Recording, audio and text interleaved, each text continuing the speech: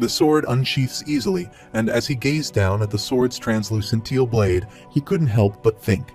He uses some sword techniques and finds it to be a beautiful weapon, too much so to be considered a weapon. However, the sword and sheath are too heavy for him to use right now properly. Suddenly, he thinks of something and tears the drum lying in front of him using the sword.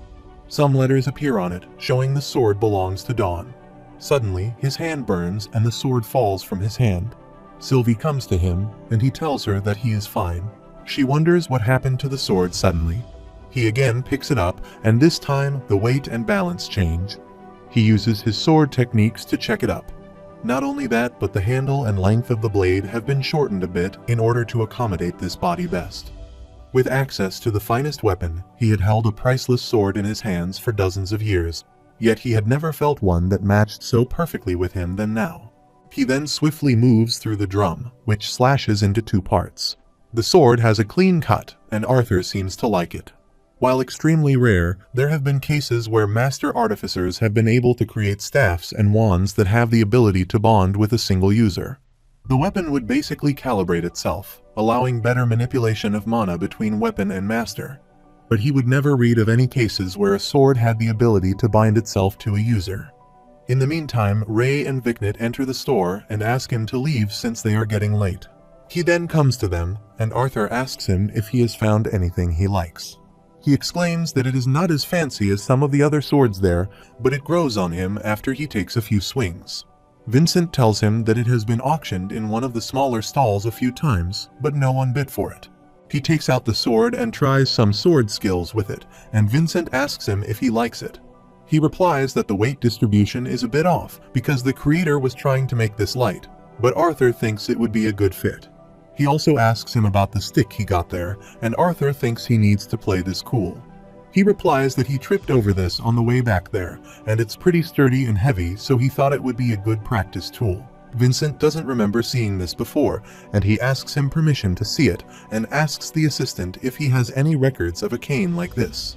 He replies that he remembers that stick, and one of his merchants told him a rather peculiar story about some senile old man who just threw this at him, mumbling about no one being worthy. They have had multiple inspectors check it out in case, and it appears to be a sturdy, hard cane, but it is a bit odd. Perhaps they can find a higher tier artificer to check it out. Arthur calls him Uncle Vincent for the first time and asks permission to have it because he likes it a bit. Vincent happily agrees to give him the stick, and he is happy that Arthur calls him uncle. After that, they celebrate his birthday, and he thanks everyone for being with him for another year. They are happy that he is 9 years old, and Vincent says there is no reminiscing until after their little celebration. They serve them with a grand dinner, and everyone is happy to see a number of dishes there. Helstia asks them to get their hands in there and start eating. They had a good time and clicked many family pictures, and the birthday party ended with happy memories. They are playing a game, and Adam makes fun asking him to remember the time the back of his pant caught on fire, and he had to go back into town to convert his own bare ass. Durden gets embarrassed about this, and Jasmine tells Adam that he seems to have forgotten when a horned mole snuck up right under him while relieving himself in a dungeon. She recalls that he got so scared that he landed flat on his back, pissing on himself like a fountain. Everyone laughs at him loudly, while Adam is so embarrassed and says he thought everyone was sleeping at that time. After that, Ray exclaims they have finished dinner and Adam has been thoroughly humiliated so that they will move on to presents. They give him a present from his family, and he asks Ellie to come with her and open it together. They give him leather gloves, and Alice reveals that the leather is from spiked aurochs, which his father hunted and skinned himself. She imbued a minor healing spell into each of those 3 gems. Each gem only carries a single-use spell, but he figured having some safety measures would be a good idea when he goes out on missions. He likes the gloves, and thanks both of them for the gift. Next is Vincent. He gives him a pair of rings in a romantic way, but Helstia hits him from behind and asks him not to tease the boy. Vincent sadly says nobody there appreciates a little showmanship, and he gives one ring to Arthur, and the other is for Alice. She reveals that as long as Arthur wears his ring, the gem on the ring Alice has will light up if Arthur's mana level drops down to a dangerous level. Alice hugs her and thanks her for the gift because it assures her of her son's safety. Arthur thinks the ring seems more like a double-edged sword, and it can free his family from constantly worrying about him. but it can also keep her constantly tense, waiting for the ring to go off. Adam says how they can beat their gifts, and because their son is so strong, they actually thought along the same lines as the Helstia family. They offer him something, saying the little monster doesn't need anything, and they think that the whole family would appreciate it. They give him sound transmission scrolls, and Adam will not elaborate on how expensive they are, but Jasmine hits him from behind before telling him the price. He reveals that, with this, he now has a one-time source of communication that he thinks pairs quite nicely with his new rings. He can just infuse mana into the scroll and record a message, and once Alice gets the message, she can reply once, and after confirming that the message has been relayed back to Arthur, the two scrolls will turn into ashes. Ray then asks him if he is excited about tomorrow, and Alice asks him to promise her to be safe since it doesn't matter what rank he becomes or how rich he is able to get. He thinks he will come back home every chance he gets. After that, the twin horns leave their home and say goodbye. Arthur thinks that he has a family now and people who love him, and it is a feeling he never wants to give up. He would treasure it and fight for it if he had to. For that, he needed to better himself, even when he was a king. The next morning, he wants to shower Sylvie, but she doesn't want it and tries to run from the bathroom, while he is trying to drag her back. She uses her mana to push him away, and he gets angry. He uses his mana too and throws her into the bathtub, while she just sees him with a crying face. After that, he is ready for his adventurer's test, and Ray and Alice are waiting for him downstairs. Ray sees him effectively and says he already looks like an S-class adventurer, and he advises him to know his limits even though he is strong. He also trusts Jasmine when things get rough. Ellie is crying and doesn't let him go, and asks him if he can't stay for a little longer. Alice and Ray are also sad, and they try to hold Ellie back, saying he will be back before she knows it. He holds her hand and says she is a big girl now, and he has an important job for her. He asks her to protect Mom and Dad while he is gone for a bit, and she hugs him saying she has been practicing a lot, and she got lots of little lights together now, and she can protect them.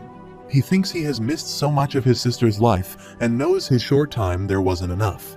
However, in order to protect all of them, this was a step he needed to take. He sadly looks toward Alice, but she asks him not to look at her with that face, and she will be fine soon. They all greet them, and Ray says they will all be fine, and Alice asks him not to forget to keep his ring on. When he is about to leave, Ray calls him and says they will always be rooting for him. When he comes outside, Jasmine is already waiting for him and asks if he is ready. He wears his mask and asks her to go for now.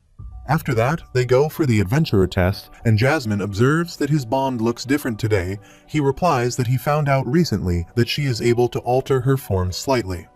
This way, she looks just like a black lizard. They go to the counter where a woman welcomes them at the Xyrus Adventurers' Guild Hall and asks how she can help them. Jasmine gives her a form and says she wants to sponsor him for a rank examination. She then asks them to follow her and says they have a few taking examinations today, but on account of having a sponsor, they will bump them closer to the front of the queue so they won't have to wait as long. She takes them to a room, while the other contestants whisper about him.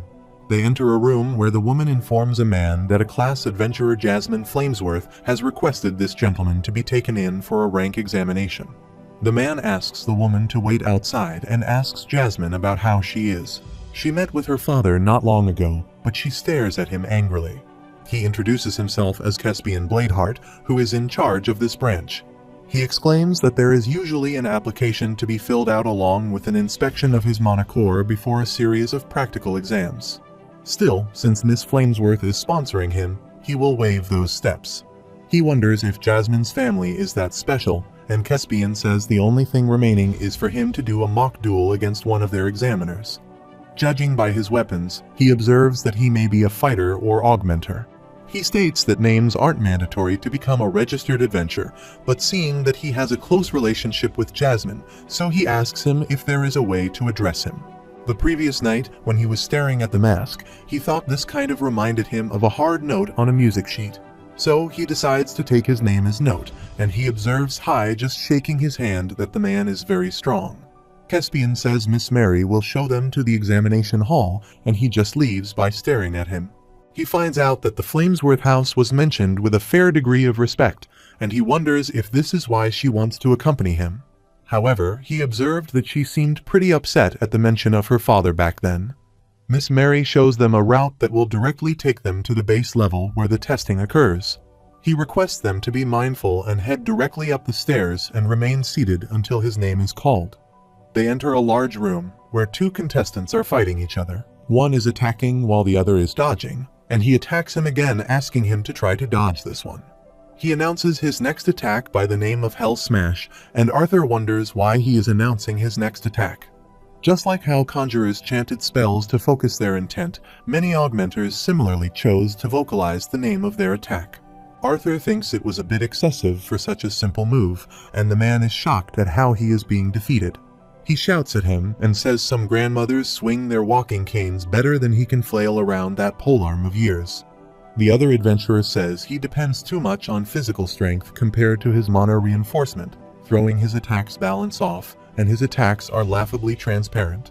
He is apparently 35, but he is only at the dark orange stage. The man starts crying and says he has completed his training.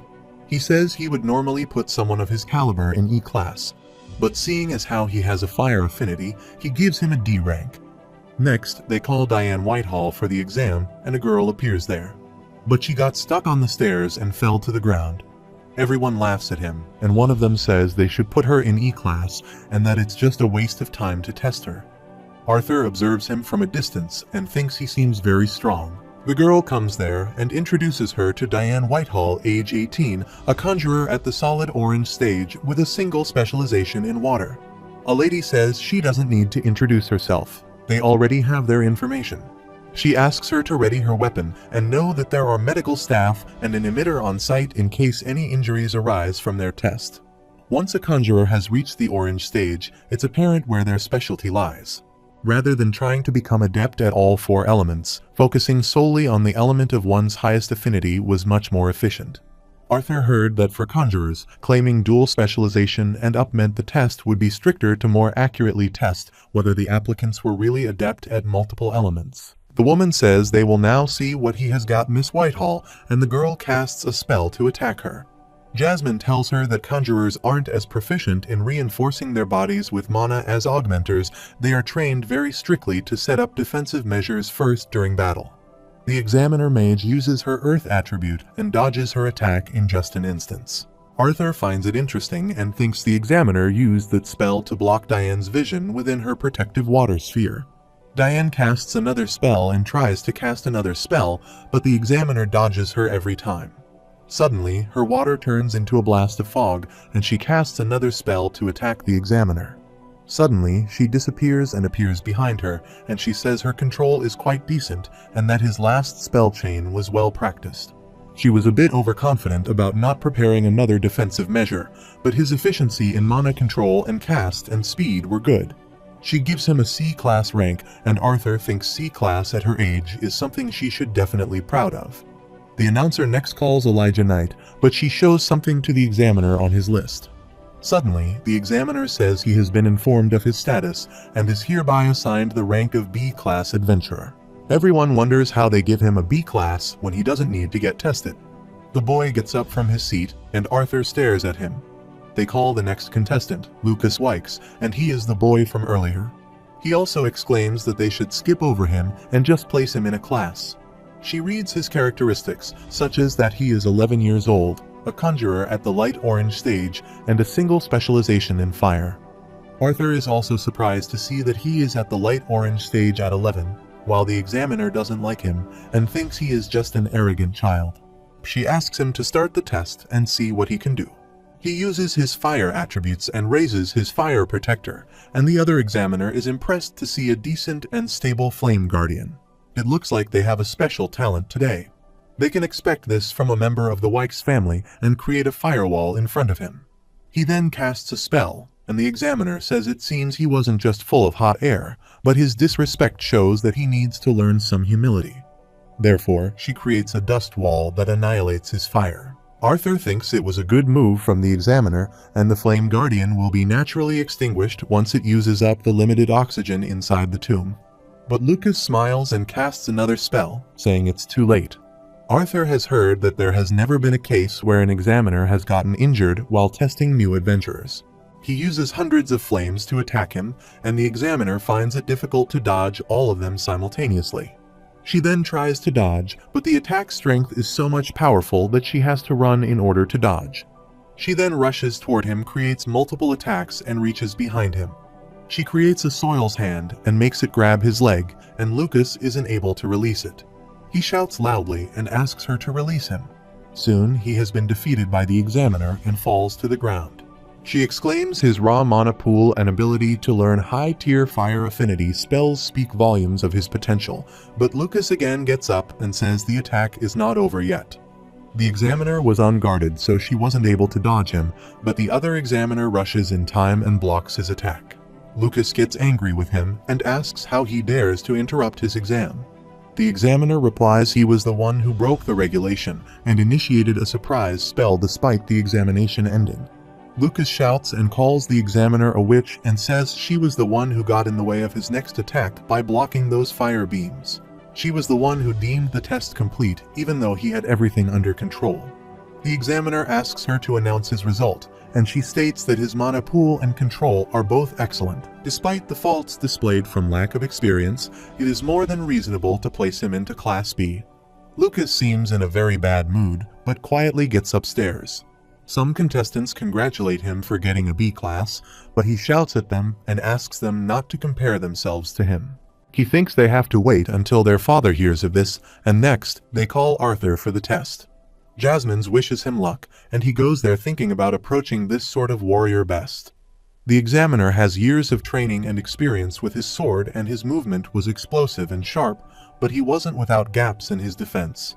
The examiner asks him to hurry and says they don't have it all day. It seems like he is testing under special conditions, seeing as they don't have any information on him, and they will see what he can do. He is scared to feel so much pressure from him, but Caspian reaches there and interrupts them all. He then exclaims that he will be the one to test this particular examinee, and the examiner is surprised that he will be personally examining the candidate.